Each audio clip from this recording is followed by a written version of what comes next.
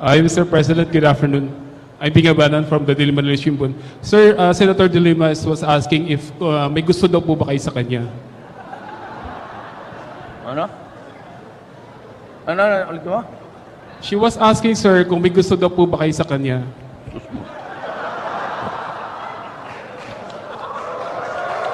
Duterte. Zen Hernandez po, ABS-CBN. Your action lang to a press con by Senator De Lima saying that there are forces, elements around you who are taking advantage of your, well, anger or hatred sa kanya dahil po sa 2009 investigation of EJK.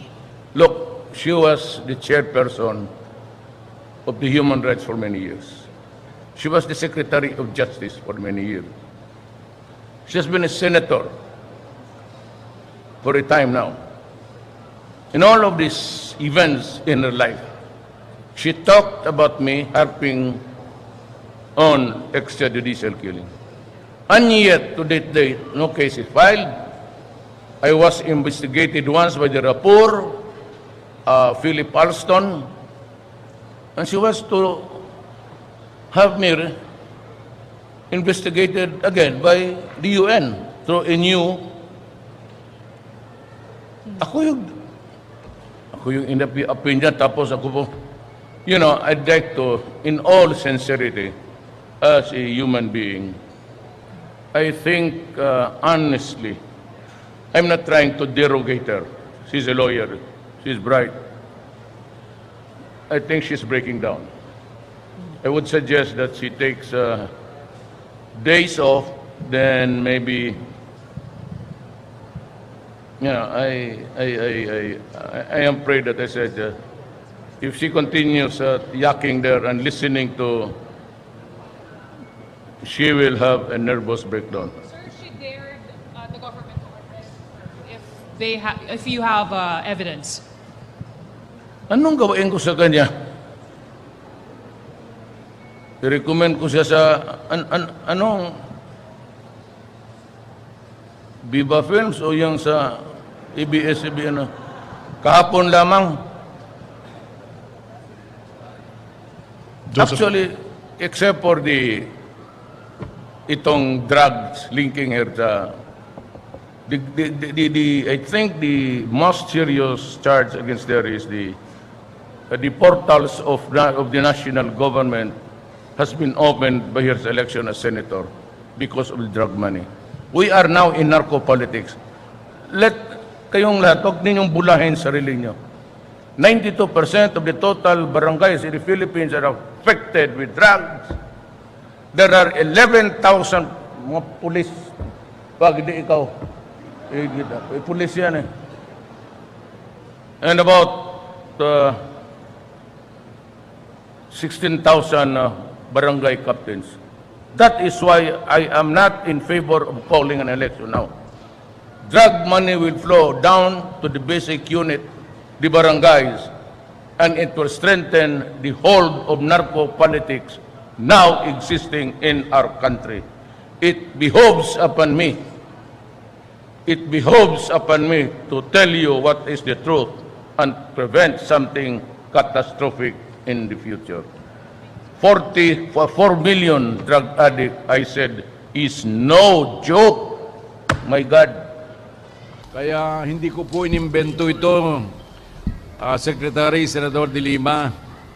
Ito po ay August 4 pa ay isinulat na sa ating Pangulong Duterte.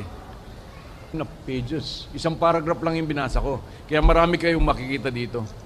But sir, did the person identify kung kanino nag-end up yung funds? Kay Secretary De Lima daw nga, doon din lang ng mga NBI. So, yan ang sagutin mo, Secretary De Lima. Do not be masyado kang yak-yak na wala namang sinasabi. Alam mo, pag ang ganun ang tao, nawawala na sa katuwiran eh. Hindi ka maaaring magdefensa ng sarili mo ng puro accusation lamang ng walang pruweba. Katulad ni sinabi ko kahapon, Pag ikay nag-akusa, dapat may pruweba ka. Nasaan yung pruweba mo na itong mga inmates na ito'y tinakot o binayaran, tinorture? Hindi po ganun, alam mo naman yan eh. Alalahanin mo, Secretary De Lima, Senator De Lima, ako, sinasabi mong merong mga taong parang naapakan mo nung mga nakaraang ikaw ay Secretary of Justice. Pero ako po, Secretary De Lima, kailanman ay ako'y hindi kita naapakan o hindi tayo nagkatalo. As a matter of fact, we are both from Sambeda. Pero ang sinasabi ko, ginagawa ko lamang bilang Secretary of Justice ang pag-imbestiga sa iyo sapagkat sa aking paniniwala ay sobra-sobra ang ebidensya na ikay nakinabang sa illegal na droga sa Bilibid. Kaya't yan ang sagutin mo. Do not be hysterical. Hindi ba pwede yung maging hysterical ka, otherwise mawawala ka sa depensa mo. So, sagutin mo ng nararapat. Yung bang hindi yung puro akusasyon, ikaw anya, President Duterte ang napapasama. Eh, hindi ba dapat matuwa ka nga kung si President Duterte ang napapasama? Sir, last na lang on my part. Sir, what happened to the August 4 letter? Did the President act on it? Hindi ko alam. Actually, itong totoo. Sinasabi niya na kami ay magka-partner ni President Duterte tungkol dito sa pag-akusa sa kanya. Sa totoo lang, mula na ako'y maging secretary, up to now, up to the present, hindi man lamang napag-usapan namin ni President Duterte ang kaso niya. Ito ay, at my instance, as Secretary of Justice. Kaya, wag niyang ililigaw ang mga tao, pati yung piluka ko eh. hindi ganoon eh. Pag yung nag-personal ka, yun na tinatawag nating ad hominem, argumentum ad hominem, ibig sabihin wala ka ng katuwiran. Kaya, Secretary De Lima, sagutin mo lang ng tama ang lahat ng akusasyon sa'yo. Kasi napakabigat ng akusasyon sa'yo. At napakarami ng akusasyon sa'yo. Kaya bilang Secretary of Justice, hindi ko na nga kaya na hawakan ito. Kaya ang ginawa ko, binigay ko na sa NBI ang pag-imbestiga nito. Sapagkat meron silang tao, marami silang magaling na investigador doon, na wala doon sa Secretary, doon sa Department of Justice. Secretary, ano po yung masasabi niyo dun sa press con kanina ni Senator De Lima? Sinabi niya na ito daw yung pamamaraan na ninyo, ng gobyerno, ng administrasyon, para takutin yung mga inmates na ayaw mag-testify against De Lima. Yun nga sinasabi ko eh. Kinakabit niya ako na dun sa akusasyon niya na parang hinaharas siya eh. Pero makikita naman yun doon sa mga inmates eh. Alam mo ang isang testigo na hinaras, tinakot, binayaran, o tinorture, ay makita mo sa demeanor ng testigo na siya'y talagang tinakot o hinaras. Pero doon, nung makita ninyo, nang ipresenta ko yung mga testigong yan sa House, hindi ba makita ninyo na very straightforward sila, kalmado, nakapagbiro pa nga. Yan ang mga mark ng isang truthful witness. Magpresenta ka ng ganyan, Secretary De Lima. Hindi yung daldal ka ng daldal na wala ka namang pinapresenta ng testigo para patunayan mo na itong mga tao ito tinakot. Tapos ngayon, wala pa man lang 4 na oras na kalilipas yung riot sa Bilibid. Meron ka na agad theory. Mag-imbestiga ka muna, tingnan mo muna. Anyway, sinabi mo dyan na napakarami mong mga kaalakbay o kasama doon sa loob ng Bilibid na nagre-report sa'yo. Hintay mo muna yung report. Para ka na hindi abogado eh. Hindi ganyan ang pagdepensa sa sarili. Inuunahan mo. Nag-i-speculate ka. Hindi ganyan ang pagdepensa sa sarili. State the facts, Mrs. Senator. At nang yung katuwiran mo ay maunawaan ng tao. Otherwise, kung magiging hysterical ka, ganyan, sisigaw ka, eh, lalo kang hindi maintindihan ng tao. Hindi maintindihan ng tao kung bakit ka nagiging hysterical eh. But the fact is, kung meron kang dapat sisihin, yung sarili mo, Senator. How about, Secretary, yung dare niya sa government at sa DOJ na hulihin na siya ngayon at ipakulong? Eh kung aamin siya, di talaga makukulong siya. Sir. So, okay. Sir, good afternoon.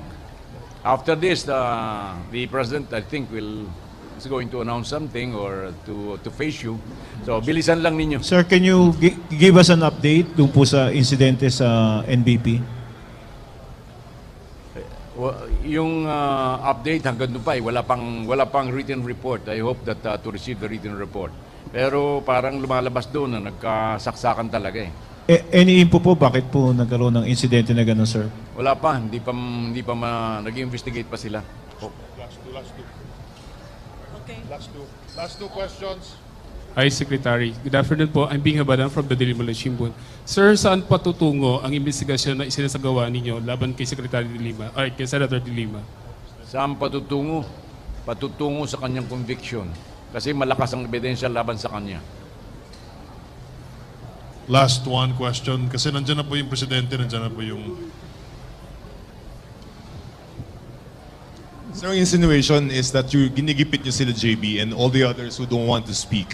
O yan ang talagang kasinungalingan at wala na sa katuwiran niya. Alam kung bakit? We want JB alive than dead. Sinong gustong patayin si JB? Hindi ba pag namatay si JB, sinong mabe-benefit? Hindi ba si De Lima? Kasi mawawala ng connect sa kanya na magte-testify. Kaya takot na takot siya eh. Sir, yung abogado ni Sebastian, ang sabi, ibang istorya ha, nagka-almusal tapos sinugod siya. Hindi ko alam. Let's wait for the official report. Okay. May SAF naman, pero bakit nagkasaksakan at may shabu session despite the SAF? Eh, yun naman SAP, hindi naman pumapasok yung kinakailangan eh. Yan ang tanungin mo sa mga ating mga inmates. Talagang very ingenious yan eh. Nakakapasok na yung mga cellphone, yung shabu pa eh, pagkalit-lit nun. Actually, yung shabong yan, even at the latest, mayroon pang nahuhukay, mga 1.5 feet sa ground. Kaya Alright. talagang hindi natin alam kung saan kinukuha nila yan. Maraming salamat po.